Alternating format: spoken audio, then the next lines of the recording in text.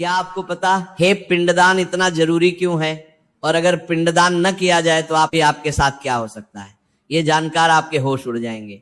पिंडदान का महत्व और इसकी आवश्यकता ये केवल एक परंपरा नहीं, बल्कि हमारे पूर्वजों की आत्मा की शांति के लिए एक अनिवार्य कर्म है। आइए हम सभी मिलकर इस पवित्र विषय को गहराई से समझें और अपने जीवन में उतारें। भगवान विष्णु के परम भक्त और वाहन गरुड़ जी जब अपने स्वामी के पास गए और उन्होंने अत्यंत विनम्रता से पूछा, हे प्रभु, मृत्यु के पश्चात जीवात्मा की क्या गति होती है, वह कहां जाती है, उसे क्या कष्ट झेलने पड़ते हैं, और जीवित लोग किस प्रकार उनकी सहायता कर सकते हैं? क्या मृत्यु के बाद भी आत्मा को हमारी सहायता की आवश्यकता होती है? तब भगवान विष्णु ने जो अमृत वचन कहे, जो दिव्य ज्ञान प्रदान किया, वही गरुड़ पुराण के रूप में हमारे सामने है। ये पुराण 18 महापुराणों में से एक अत्यंत विशिष्ट पुराण है।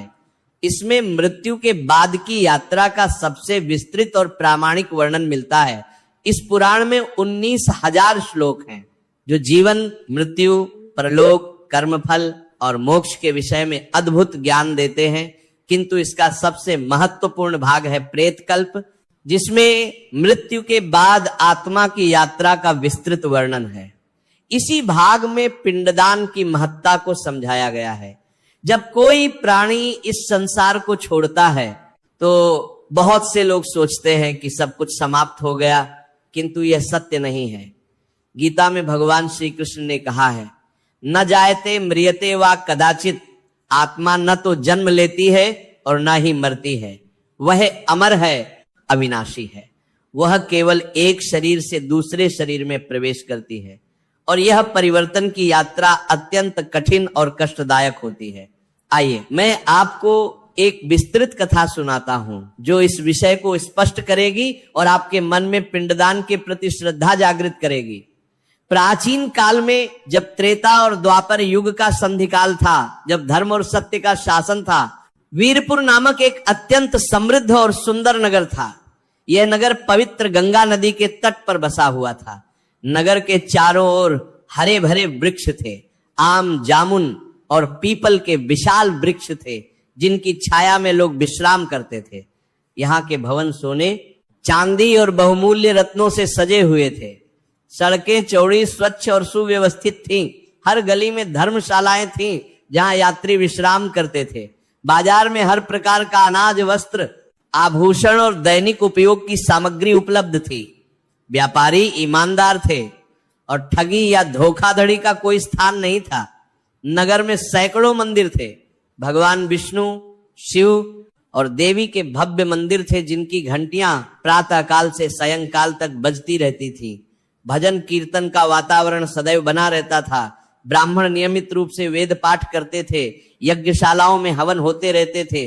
इस धन्य नगर में राजा वीरसेन का शासन था। वेद पाठ में केवल एक राजा ही नहीं बल्कि एक महान धर्मात्मा, विद्वान और न्यायप्रिय शासक थे। उनकी ख्याति चारों दिशाओं में फैली हुई थी। दूर दूर के राजा उनसे परामर्श लेने आते थे। उनके दरबार में प्रतिदिन विद्वान ब्राह्मण, तपस्वी, साधु, महान कवि और संगीतकार आते थे। राजा सबका सम्मान करते थे और सबसे ज्ञान प्राप्त करते थे। राजा वीरसेन का राज्य सुशासन का उदाहरण था। न्याय व्यवस्था इतनी सशक्त थी कि कोई भी अपराध करने की हिम्मत नहीं करता था। प्रजा अत्यंत सुखी थी। किसान समृद्ध थे क्योंकि उचित मूल्य मिलता था। व्यापारी संतुष्ट थे क्योंकि राजा का कर उचित और न्याय संगत था। गरीबों के लिए निःशुल्क अन्न और वस्त्र की व्यवस्था थी। राजा नियमित रूप से महायज्ञ करवाते थे जिनमें सैकड़ों ब्राह्मण भाग लेते थे। उन्हें स्वर्ण, चांदी, गाय, घोड़े, वस्त्र और अनाज का दान दिया जाता था। भव्य मंदिरों का निर्माण करवाना, तीर्थ स्थलों पर धर्मशालाएं बनवाना, सड़कों के किनारे कुएं खुदवाना और वृक्षारोपण करवाना राजा के नित्य कर्म थे। गरीबों की सहायता करना राजा का प्रमुख उद्देश्य था। हर माह की पूर्णिमा को राजमहल के द्वार पर सभी जरूरतमंदों को भोजन, वस्त्र और धन का दान दिया जाता था।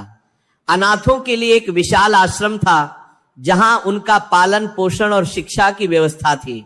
विधवाओं के लिए भी पृथक आश्रम था जहां वे सम्मान से जीवन व्यतीत करती थीं। एक दिन की बात है, चैत्र मास की पूर्णिमा का दिन था। आकाश में चंद्रमा अपनी पूर्ण कला में दमक रहा था। चांदनी इतनी उजली थी कि रात्रि में भी दिन जैसा प्रतीत हो रहा था। मंदिरों में भजन कीर्तन हो रहा था। पूरे नगर में उत्सव का वातावरण था। राजा अपने विशाल दरबार में बैठे हुए थे। दरबार में सोने के स्तंभ थे और रेशम के पर्दे थे। फर्श पर मूल्यवान कालीन बिछे हुए थे। दोनों ओर मंत्री, सेनापति और विद्वान बैठे हुए थे। राजा धर्म शास्त्रों पर चर्चा कर रहे थे। तभी द्वारपाल ने तीव्र गति से आकर सूचना दी, महाराज, महल के द्वार पर एक अत्यंत तेजस्वी वृद्ध साधु पधारे हैं। उनके तेज से तो ऐसा प्रतीत होता है मानो साक्षात नारद जी आए हों। वे आपसे मिलना चाहते हैं। राजा वीरसेन तुरंत अपने सिंहासन से उठ खड़े हुए। वे जानते थे कि महान साधुओं का आगमन अकारण नहीं होता। वे स्वयं द्वार तक गए, क्योंकि महापुरुषों का स्वागत राजा को स्वयं करना चाहिए। वहां एक अत्यंत वृद्ध साधु खड़े थे। उनकी आयु शायद 100 वर्ष से भी अधिक प्रतीत होती थी। उनके सफेद लंबे केश कमर तक लटक रहे थे।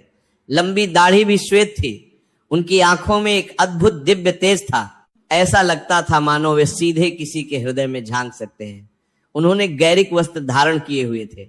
हाथ में कमंडल था और कंधे पर एक छोटा सा झोला। माथे पर तिलक था और गले में रुद्राक्ष की माला। राजा ने अत्यंत विनम्रता से उन्हें साष्टांग प्रणाम किया, उनके चरण स्पर्श किए। साधु ने आशीर्वाद दिया, आयुष्मान भव, सुखी रहो।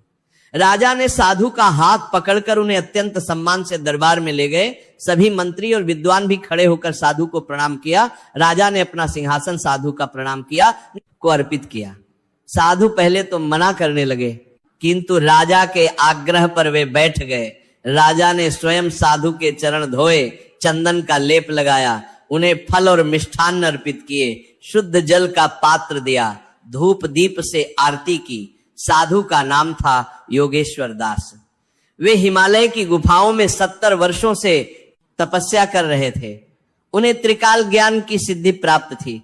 वे भूत, वर्तमान और भविष्य तीनों को जानते थे। अष्ट सिद्धियों के स्वामी थे। अनिमा, महिमा, लघिमा, गरिमा, प्राप्ति, प्राकाम्य, ईशित्व और वशित्व, सभी सिद्धियां उन्हें प्राप्त थी, किंतु उनमें अहंकार लेश मात्र भी नहीं था।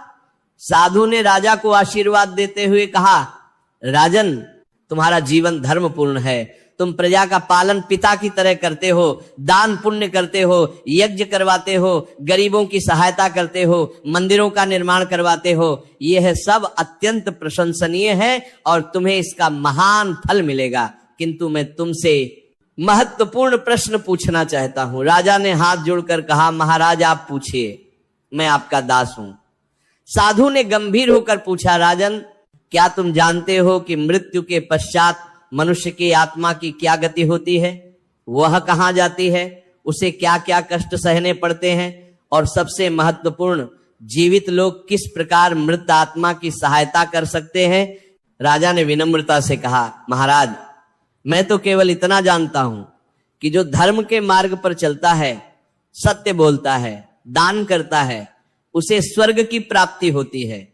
और जो पाप करता है, असत्य बोलता है, अधर्म के मार्ग पर चलता है, उसे नरक में जाना पड़ता है। इससे अधिक मुझे कोई विशेष ज्ञान नहीं है। कृपया आप मुझे इस विषय में ज्ञान प्रदान करें।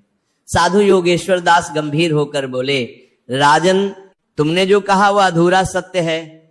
हाँ, पुण्यात्मा को स्वर्ग मिलता है और पापी को नरक, किंतु ये इतना सरल नहीं है। स्वर्ग या नरक तक पहुंचने की यात्रा अत्यंत कठिन, लंबी और भयंकर कष्टों से भरी होती है। मृत्यु के बाद आत्मा को एक विशाल यात्रा करनी पड़ती है। इस यात्रा में असंख्य बाधाएं हैं, अनगिनत कष्ट हैं, और इस कठिन यात्रा में पिंडदान ही वह एकमात्र शक्ति है, वह दिव्य सहारा है जो आत्मा को बल प्रदान करती है और उसे इन भयंकर कष्टों से बचाती है। राजा को यह सुनकर बड़ा आश्चर्य हुआ। उन्होंने तुरंत अपने सभी मंत्रियों, पंडितों, विद्वानों और ज्योतिषियों को बुलवाया। सभी साधु के चरणों में बैठ गए। पूरा दरबार मौन था। सभी उत्सुकता से साधु की ओर देख रहे थे। राजा ने दोनों हाथ जोड़कर विनती की, महाराज, आप हम सभी को विस्तार से बताइए। हम सभी आपसे यह दिव्य और महत्वपूर्ण ज्ञान प्राप्त करना चाहते हैं। यह ज्ञान न केवल हमारे लिए बल्कि हमारी संपूर्ण प्रजा के लिए उपयोगी होगा। साधु योगेश्वर दास ने गहरी सांस ली, आंखें बंद की और फिर खोलकर समझाना शुरू किया। राजन सुनो, जब कोई प्राणी इस मर्त्य लोक में अपनी अंतिम सांस लेता है, उस समय उसके प्राण शरीर से निकलते हैं। यह एक अत्यंत कष्टदायक और पीड़ादायक प्रक्रिया है। मानव शरीर में 9 द्वार हैं, 2 आंखें, 2 कान, 2 नासिका छिद्र, 1 मुख और 2 निचले द्वार। पुण्य आत्मा के प्राण ब्रह्मरंध्र से निकलते हैं, जो सिर के शिखा स्थान पर होता है। यह सबसे पवित्र द्वार है। ऐसी आत्मा को कम कष्ट होता है, किंतु पापी के प्राण नीचे के द्वारों से निकलते हैं और उसे असहनीय पीड़ा होती है। कुछ पापी आत्माओं के प्राण मुख से निकलते हैं तो वे चिल्लाते हुए प्राण त्यागते हैं। जैसे ही प्राण शरीर से निकलते हैं, यमराज के दूत तुरंत वहां पहुंच जाते हैं। ये दूत अत्यंत भयानक होते हैं। इनके नाम है चित्र और गुप्त। कुछ अन्य दूत भी होते हैं जिनके नाम है काल, मृत्यु, यमदूत आदि।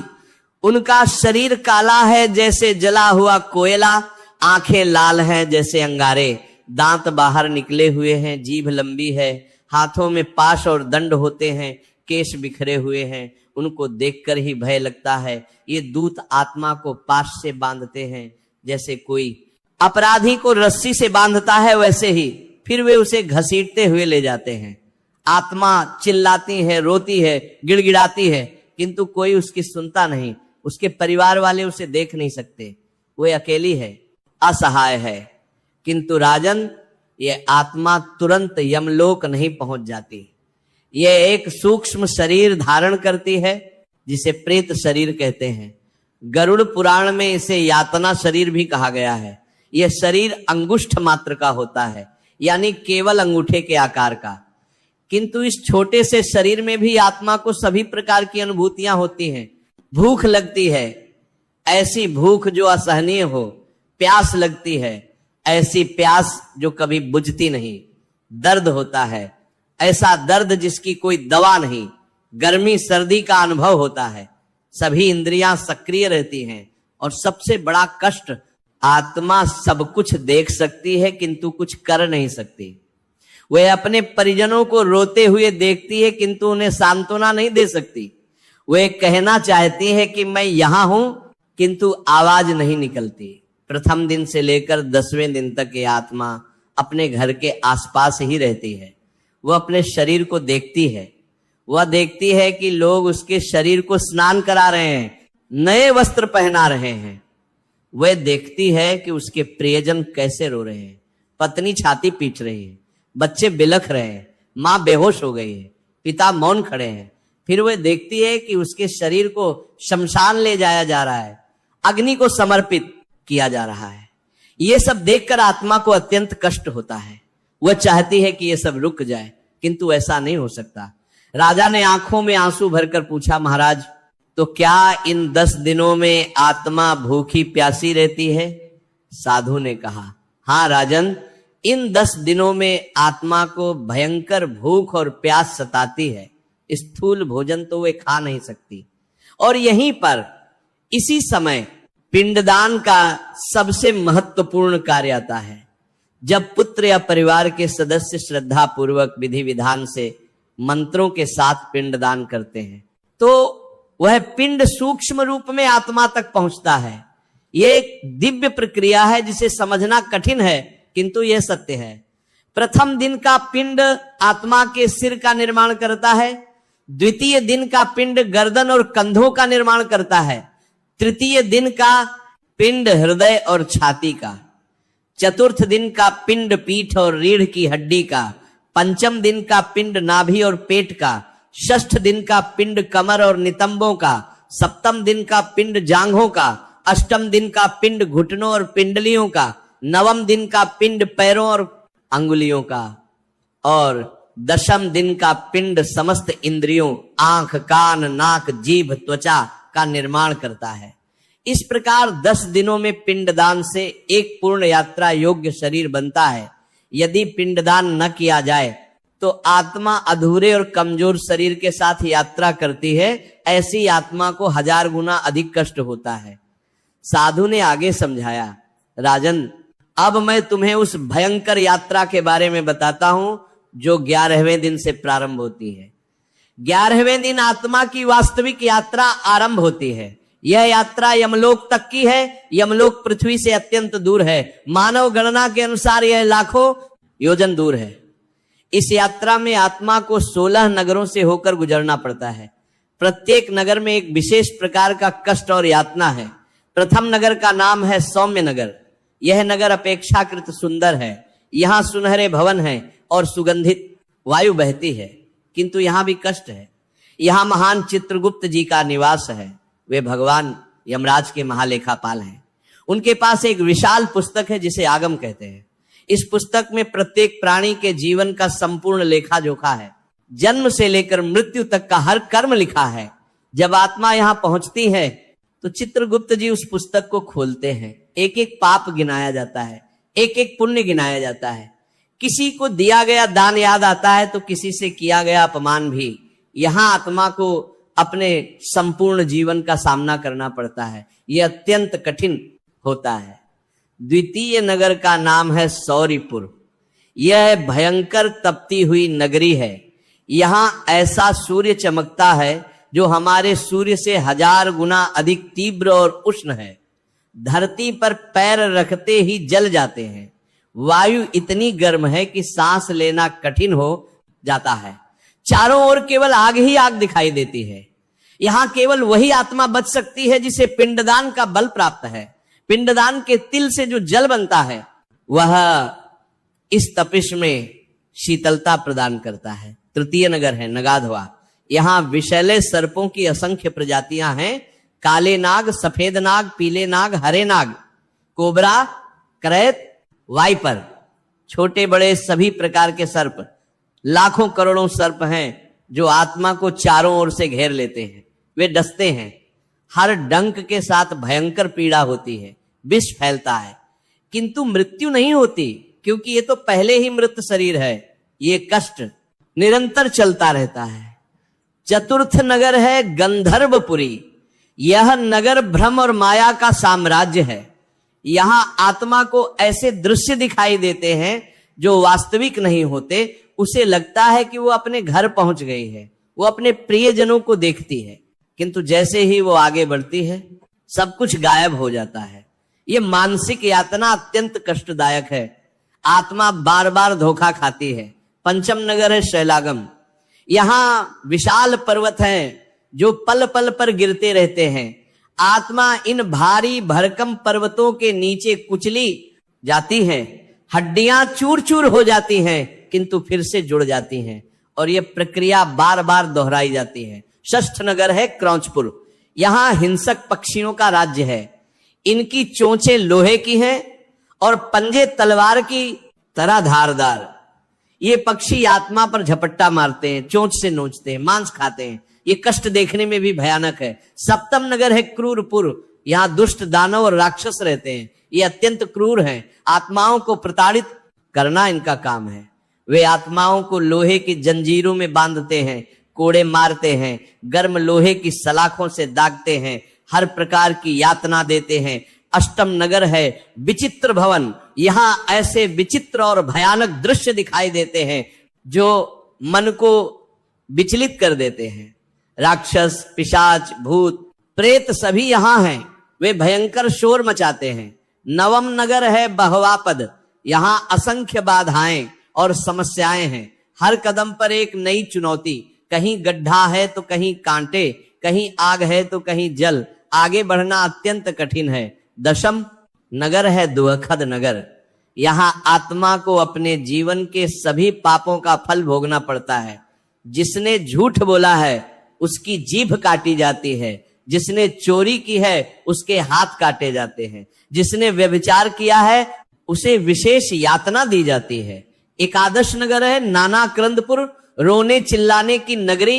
यहां लाखों करोड़ों आत्माएं एक साथ विलाप करती रहती हैं। उनका रोना चिल्लाना इतना भयानक है कि हृदय कंप जाता है, कान फट जाते हैं। द्वादश नगर है सूत्रम्य। यहां सुई की तरह तीक्ष्ण शूल हैं। ये शूल आत्मा के शरीर को छेदते हैं, एक एक इंच शरीर में घुसते हैं। असहनीय पीड़ा होती है। त्रयोदश नगर है, असीपत्र वन, तलवार के पत्तों का वन। यहां ऐसे विशाल वृक्ष हैं जिनके पत्ते तलवार की तरह धारदार हैं। जब आत्मा इन वृक्षों के नीचे से गुजरती है तो ये पत्ते नीचे गिरते हैं और आत्मा को काटते हैं। पूरा शरीर टुकड़ों में बंट जाता है किंतु फिर जुड़ जाता है। चतुर्दश नगर है रौरव नरक। यहां ऐसी चीखें और चीत्कार सुनाई देती हैं जो कानों को फाड़ देती हैं। अंधेरा इतना घना है कि कुछ दिखाई नहीं देता, केवल आत्माओं की चीखें सुनाई देती हैं। पंचदश नगर में आती है भयंकर वैतरणी नदी। यह नदी अत्यंत भयानक है। इसमें शुद्ध जल नहीं बहता, इसमें खून बहता है, मवाद बहती है, मलमूत्र बहता है। इसमें हड्डियां तैरती हैं, मांस के लोथड़े दिखाई देते हैं। नदी की गंध इतनी दुर्गंध युक्त है कि सांस लेना कठिन हो जाता है। इस नदी में भयंकर मगरमच्छ हैं जिनके दांत तलवार की तरह हैं, घड़ियाल हैं। विषैली मछलियां हैं, झोंके हैं जो शरीर से चिपक जाती हैं। नदी को पार करना अत्यंत कठिन है। किंतु राजन, यहां पिंडदान की महिमा देखो।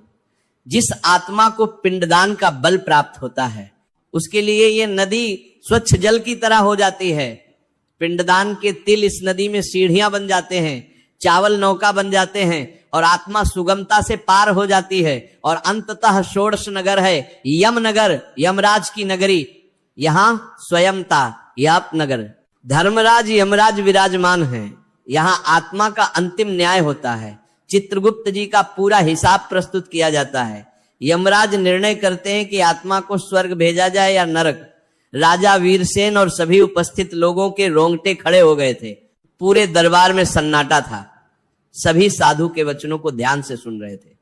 साधु ने एक लंबी सांस ली और फिर कहा, अब मैं तुम्हें रानी मदालसा की एक महत्वपूर्ण कथा सुनाता हूं जो पिंडदान के महत्व को और स्पष्ट करेगी। अवंती नगर में राजा छतुध्वज का राज्य था। उनकी पत्नी थी रानी मदालसा। रानी अत्यंत ज्ञानी और आध्यात्मिक महिला थी। उन्हें लगा थी पूर्व जन्म का स्मरण था। वे अपने तीनों पुत्रों को गर्भ में ही आध्यात्मिक शिक्षा देती थी। एक दिन रानी मदालसा अत्यंत उदास दिख रही थी। राजा तुध्वज ने पूछा, प्रिय तुम इतनी उदास क्यों हो, क्या कोई कष्ट है? रानी ने कहा, महाराज मुझे अपने पूर्व जन्म की एक बात का बहुत पश्चाताप है। मेरे पूर्व जन्म में जब मैं बहुत छोटी थी तब मेरी माता का देहांत हो गया था। मेरे पिता ने शीघ्र ही दूसरा विवाह कर लिया। मेरी सौतेली माता मुझसे प्रेम नहीं करती थी। उसने मुझे कभी मेरी माता का श्राद्ध करने नहीं दिया। मैं छोटी और असहाय थी, कुछ नहीं कर सकी और मेरी माता की आत्मा को इस कारण बहुत कष्ट हुआ। राजा ने कहा, यह तो बहुत दुख की बात है, किंतु अब तुम क्या करना चाहती हो? रानी ने कहा, अब मुझे अपनी पूर्व जन्म की माता का श्राद्ध और पिंडदान करना है, यह मेरा कर्तव्य है। राजा को यह सुनकर आश्चर्य हुआ, किंतु उन्होंने रानी की भावनाओं का सम्मान किया। उन्होंने विद्वान ब्राह्मणों को बुलवाया। विधिवत रूप से पूर्व जन्म की माता का श्राद्ध और पिंडदान किया गया। उस रात्रि को रानी मदलसा को एक दिव्य स्वप्न आया। उन्होंने देखा कि एक अत्यंत सुंदर और तेजस्वी महिला आकाश से उतर कर आई है। उन्होंने रानी को गले लगाया और कहा, पुत्री मैं तुम्हारी पूर्व जन्म की माता हूं। तुम्हारे पिंडदान से मुझे महान शांति मिली है। मैं वर्षों से भटक रही थी, तुम्हारे श्राद्ध के कारण मुझे मुक्ति मिली है। अब मैं उच्च लोकों में जा रही हूं। तुम धन्य हो मेरी पुत्री। यह कथा सिखाती है कि माता का श्राद्ध करना अत्यंत महत्वपूर्ण है। माता तो देवी का स्वरूप है। उसकी आत्मा की शांति के लिए पुत्र या पुत्री को अवश्य प्रयास करना चाहिए। साधु ने राजा को समझाया, राजन अब मैं तुम्हें पिंडदान की विधि बताता हूं। यह जानना अत्यंत महत्वपूर्ण है क्योंकि गलत विधि से किया गया पिंडदान पूर्ण फल नहीं देता। प्रथम, जो व्यक्ति पिंडदान कर रहा है उसे प्रातःकाल स्नान करना चाहिए। शरीर और मन दोनों शुद्ध होने चाहिए। द्वितीय, शुद्ध और नए वस्त्र धारण करने चाहिए। तृतीय, दक्षिण दिशा की ओर मुख करके बैठना चाहिए क्योंकि पितृलोक दक्षिण दिशा में है। चतुर्थ, काले तिल, जौ, चावल और दूध का उपयोग करना चाहिए। पंचम, कुश घास की अंगूठी दाहिने हाथ में पहननी चाहिए। षष्ठ, पवित्र मंत्रोच्चारण के साथ पिंड तैयार करना चाहिए। सप्तम, पिंड को केले के पत्ते या दूर्वा घास पर रखना चाहिए। अष्टम, तर्पण करना चाहिए यानी जल अर्पित करना। नवम, ब्राह्मण को भोजन अवश्य कराना चाहिए। दशम, गाय को चारा और गुड़ देना चाहिए। एकादश, कौवे को भोजन देना चाहिए। शास्त्रों में कहा गया है कि पितर कौवे के रूप में आकर भोजन ग्रहण करते हैं। द्वादश, वस्त्र और दक्षिणा का दान करना चाहिए। त्रयोदश, मन में पूर्ण श्रद्धा और भक्ति रखनी चाहिए। और सबसे महत्वपूर्ण श्रद्धा, बिना श्रद्धा के किया गया कोई भी कर्म निष्फल होता है। साधु ने आगे कहा, राजन, गया तीर्थ पिंडदान के लिए सर्वश्रेष्ठ स्थान है। यहाँ की महिमा अपार है। गया बिहार प्रदेश में स्थित है। यहाँ फल्गु नदी बहती है। इस नदी के तट पर भगवान विष्णु ने अपने चरण रखे थे, इसलिए यहाँ विष्णुपद मंदिर है। उनके चरणों के निशान आज भी एक शिला पर हैं। गया में पिंडदान करने से पितरों को तत्काल मुक्ति मिल जाती है। यहाँ के पंडे और पुरोहित पीढ़ियों से यह कार्य करते आ रहे हैं। वे अत्यंत विद्वान हैं और विधि विधान को भली भांति जानते हैं। यदि कोई व्यक्ति जीवन में एक बार भी गया जाकर अपने पितरों का पिंडदान करे तो उसके 7 पीढ़ियों के पितर मुक्त हो जाते हैं। ये कोई साधारण बात नहीं है, ये अत्यंत महत्वपूर्ण है। राजा वीरसेन साधु की बातें सुनकर अत्यंत प्रभावित हुए। उनके मन में गहरी श्रद्धा जाग उठी। उन्होंने साधु के चरणों में साष्टांग प्रणाम किया और कहा, महाराज, आपने आज मुझे जो ज्ञान दिया है वह अमूल्य है। मैंने धर्म के अनेक कार्य किए, यज्ञ किए, दान किए, किंतु पिंडदान के इस महत्व को मैं पूर्णतः नहीं समझता था। आज आपने मेरी आंखें खोल दी।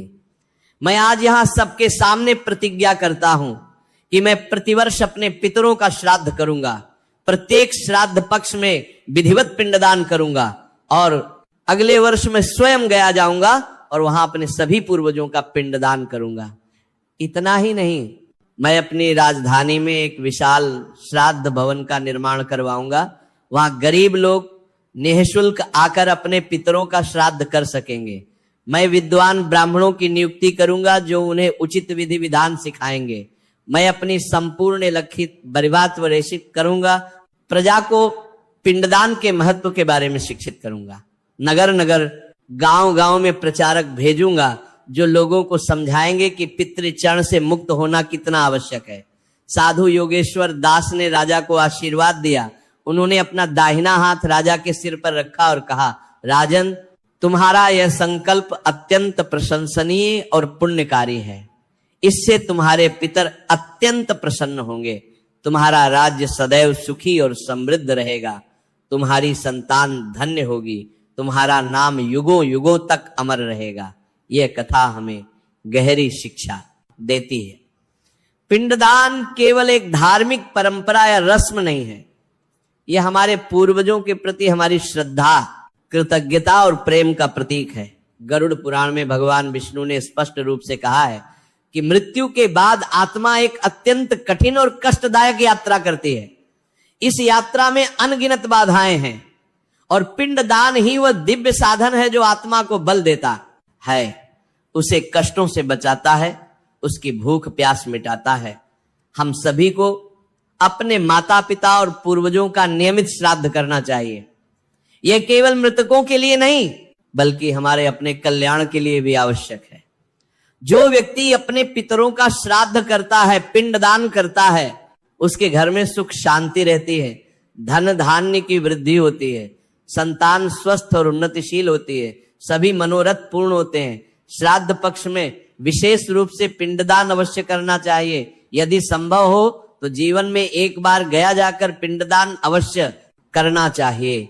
ये हमारा कर्तव्य है, हमारा धर्म है। पितृ क्षण 3 महत्वपूर्ण क्षणों में से एक है। इससे मुक्त होना हमारा परम कर्तव्य है।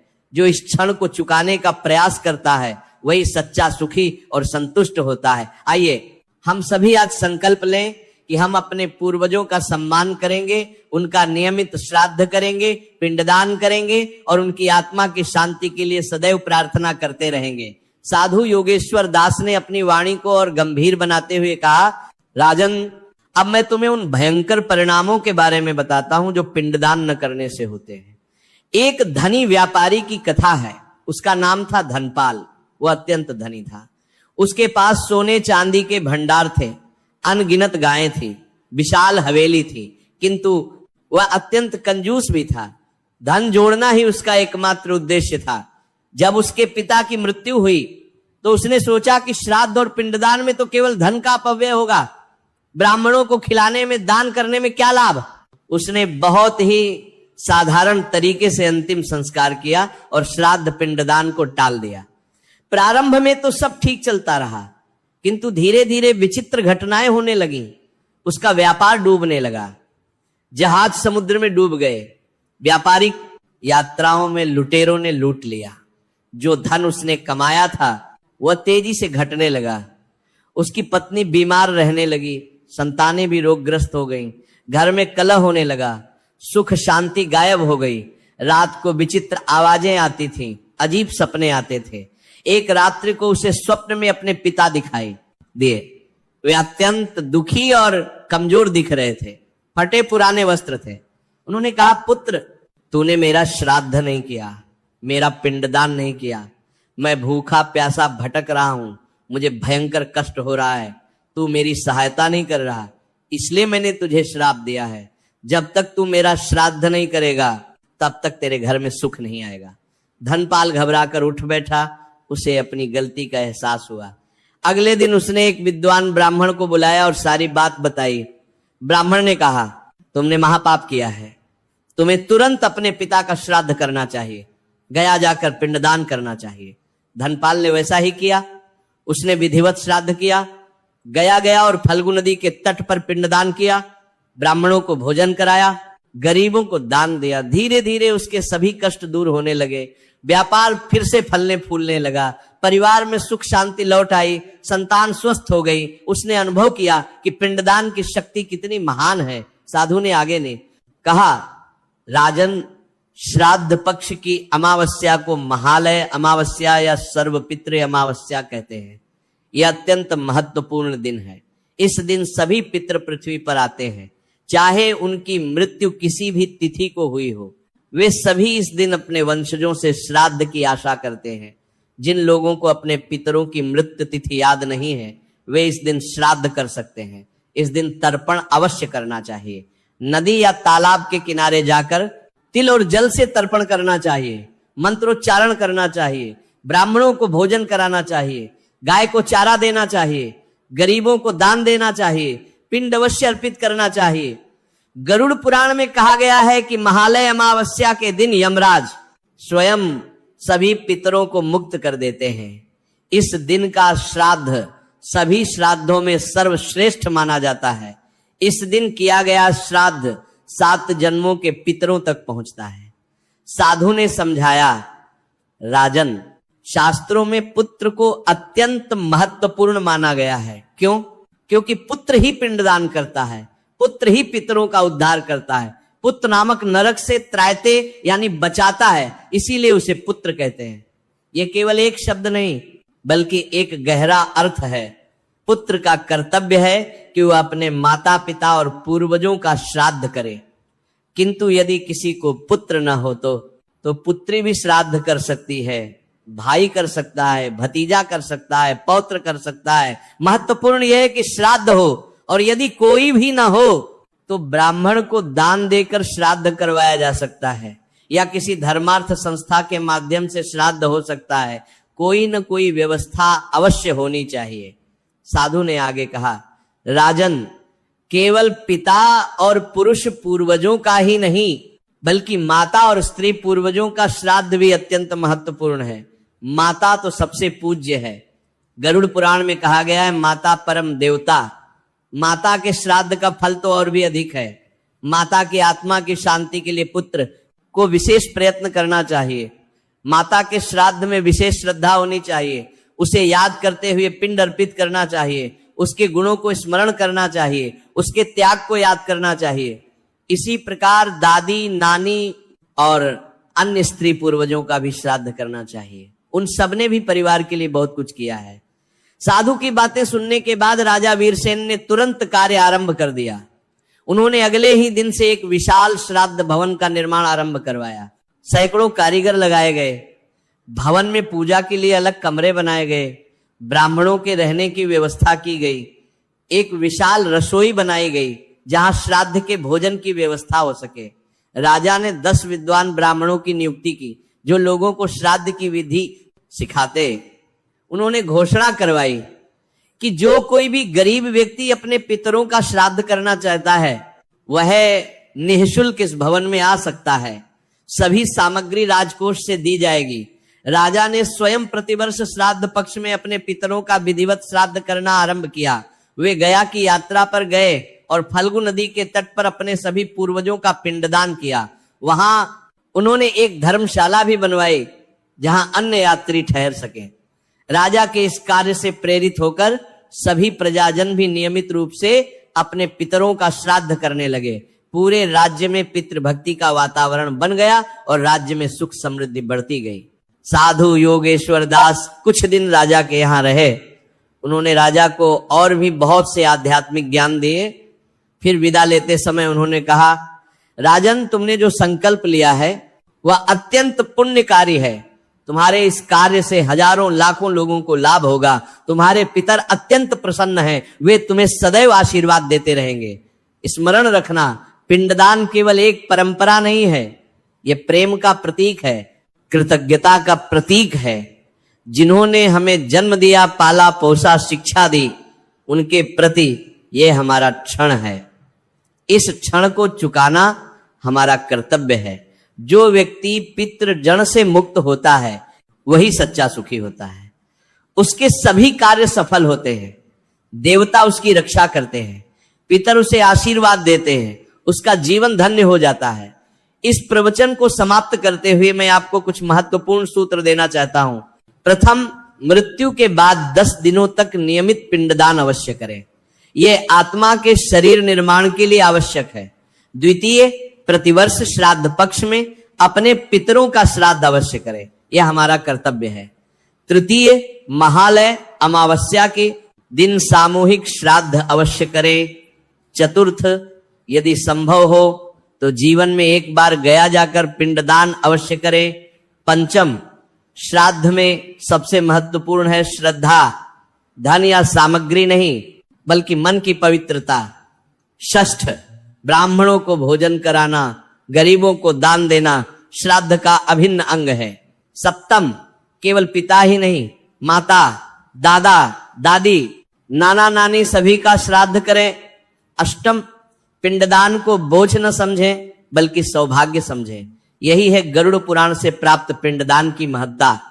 यह ज्ञान केवल शास्त्रीय नहीं बल्कि अत्यंत व्यावहारिक और जीवन उपयोगी है। आइए हम सभी आज संकल्प लें, हम अपने माता पिता और पूर्वजों का सम्मान करेंगे, हम उनका नियमित श्राद्ध करेंगे, हम विधिवत पिंडदान करेंगे, हम उनकी आत्मा की शांति के लिए प्रार्थना करेंगे, हम पितृजन से मुक्त होने का प्रयास करेंगे। यही सच्ची भक्ति है, यही सच्चा धर्म है, यही हमारा कर्तव्य है। जय श्री राम, जय पितृदेव, हर हर महादेव। ओम शांति शांति शांति। क्या आपको पता है पिंडदान इतना जरूरी क्यों है, और अगर पिंडदान न किया जाए तो आपके साथ क्या हो सकता है? ये जानकर आपके होश उड़ जाएंगे। पिंडदान का महत्व और इसकी आवश्यकता ये केवल एक परंपरा नहीं बल्कि हमारे पूर्वजों की आत्मा की शांति के लिए एक अनिवार्य कर्म है। आइए हम सभी मिलकर इस पवित्र विषय को गहराई से समझें और अपने जीवन में उतारें। भगवान विष्णु के परम भक्त और वाहन गरुड़ जी जब अपने स्वामी के पास गए और उन्होंने अत्यंत विनम्रता से पूछा, हे प्रभु, मृत्यु के पश्चात जीवात्मा की क्या गति होती है, वह कहां जाती है, उसे क्या कष्ट झेलने पड़ते हैं और जीवित लोग किस प्रकार उनकी सहायता कर सकते हैं? क्या मृत्यु के बाद भी आत्मा को हमारी सहायता की आवश्यकता होती है? तब भगवान विष्णु ने जो अमृत वचन कहे, जो दिव्य ज्ञान प्रदान किया, वही गरुड़ पुराण के रूप में हमारे सामने है। ये पुराण 18 महापुराणों में से एक अत्यंत विशिष्ट पुराण है। इसमें मृत्यु के बाद की यात्रा का सबसे विस्तृत और प्रामाणिक वर्णन मिलता है। इस पुराण में 19,000 श्लोक हैं जो जीवन, मृत्यु, परलोक, कर्मफल और मोक्ष के विषय में अद्भुत ज्ञान देते हैं, किंतु इसका सबसे महत्वपूर्ण भाग है प्रेत कल्प, जिसमें मृत्यु के बाद आत्मा की यात्रा का विस्तृत वर्णन है। इसी भाग में पिंडदान की महत्ता को समझाया गया है। जब कोई प्राणी इस संसार को छोड़ता है तो बहुत से लोग सोचते हैं कि सब कुछ समाप्त हो गया, किंतु यह सत्य नहीं है। गीता में भगवान श्री कृष्ण ने कहा है, न जायते म्रियते वा कदाचित, आत्मा न तो जन्म लेती है और न ही मरती है, वह अमर है, अविनाशी है। वह केवल एक शरीर से दूसरे शरीर में प्रवेश करती है और यह परिवर्तन की यात्रा अत्यंत कठिन और कष्टदायक होती है। आइए मैं आपको एक विस्तृत कथा सुनाता हूं जो इस विषय को स्पष्ट करेगी और आपके मन में पिंडदान के प्रति श्रद्धा जागृत करेगी। प्राचीन काल में जब त्रेता और द्वापर युग का संधिकाल था, जब धर्म और सत्य का शासन था, वीरपुर नामक एक अत्यंत समृद्ध और सुंदर नगर था। यह नगर पवित्र गंगा नदी के तट पर बसा हुआ था। नगर के चारों ओर हरे भरे वृक्ष थे, आम, जामुन और पीपल के विशाल वृक्ष थे, जिनकी छाया में लोग विश्राम करते थे। यहाँ के भवन सोने, चांदी और बहुमूल्य रत्नों से सजे हुए थे। सड़कें चौड़ी, स्वच्छ और सुव्यवस्थित थीं। हर गली में धर्मशालाएं थीं जहां यात्री विश्राम करते थे। बाजार में हर प्रकार का अनाज, वस्त्र, आभूषण और दैनिक उपयोग की सामग्री उपलब्ध थी। व्यापारी ईमानदार थे और ठगी या धोखाधड़ी का कोई स्थान नहीं था। नगर में सैकड़ों मंदिर थे। भगवान विष्णु, शिव और देवी के भव्य मंदिर थे, जिनकी घंटियां प्रातः काल से सायंकाल तक बजती रहती थी। भजन कीर्तन का वातावरण सदैव बना रहता था। ब्राह्मण नियमित रूप से वेद पाठ करते थे। यज्ञशालाओं में हवन होते रहते थे। इस धन्य नगर में राजा वीरसेन का शासन था। वेद पाठ में केवल एक राजा ही नहीं, बल्कि एक महान धर्मात्मा, विद्वान और न्यायप्रिय शासक थे। उनकी ख्याति चारों दिशाओं में फैली हुई थी। दूर दूर के राजा उनसे परामर्श लेने आते थे। उनके दरबार में प्रतिदिन विद्वान ब्राह्मण, तपस्वी, साधु, महान कवि और संगीतकार आते थे। राजा सबका सम्मान करते थे और सबसे ज्ञान प्राप्त करते थे। राजा वीरसेन का राज्य सुशासन का उदाहरण था। न्याय व्यवस्था इतनी सशक्त थी कि कोई भी अपराध करने की हिम्मत नहीं करता था। प्रजा अत्यंत सुखी थी। किसान समृद्ध थे क्योंकि उचित मूल्य मिलता था। व्यापारी संतुष्ट थे क्योंकि राजा का कर उचित और न्याय संगत था। गरीबों के लिए निःशुल्क अन्न और वस्त्र की व्यवस्था थी। राजा नियमित रूप से महायज्ञ करवाते थे, जिनमें सैकड़ों ब्राह्मण भाग लेते थे। उन्हें स्वर्ण, चांदी, गाय, घोड़े, वस्त्र और अनाज का दान दिया जाता था। भव्य मंदिरों का निर्माण करवाना, तीर्थ स्थलों पर धर्मशालाएं बन